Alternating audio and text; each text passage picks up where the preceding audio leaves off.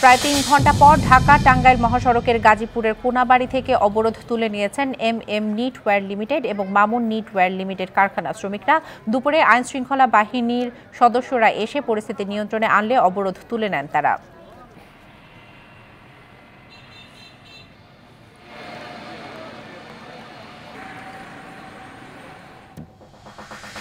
সাভারে CRP nursing কলেজের শিক্ষার্থী প্রত্যয় সরকার নিহতের ঘটনায় বাস চালককে গ্রেপ্তার সহ নিরাপদ সড়কের দাবিতে ঢাকা আরিচা মহাসড়ক অবরোধ করেছেন নিহতের সহপাঠীরা।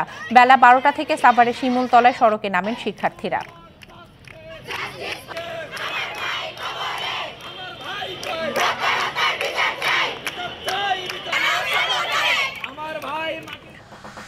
গত ১৬ বছরে দলীয়করণ, দুর্নীতি, অনিয়মে জনপ্রশাসনের শৃঙ্খলা ভেঙে পড়েছে বলে মন্তব্য করেছেন সংস্কার কমিশনের সদস্যরা।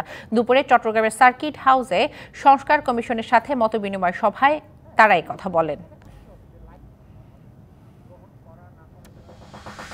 বিশ্ব ইজতেমা ময়দানে সাতপন্থীদের হামলায় নিহত ও আহত হওয়ার ঘটনার প্রতিবাদে আশুলিয়া থানায় স্মারকলিপি দিয়েছে ওলামা পরিষদের সদস্যরা। বেলা ১১টার দিকে ওলামা মাশায়েখ, তাবলীগ সাথী এবং সর্বস্তরের তাওহীদি জনতার ব্যানারে এই স্মারকলিপি দেওয়া হয়।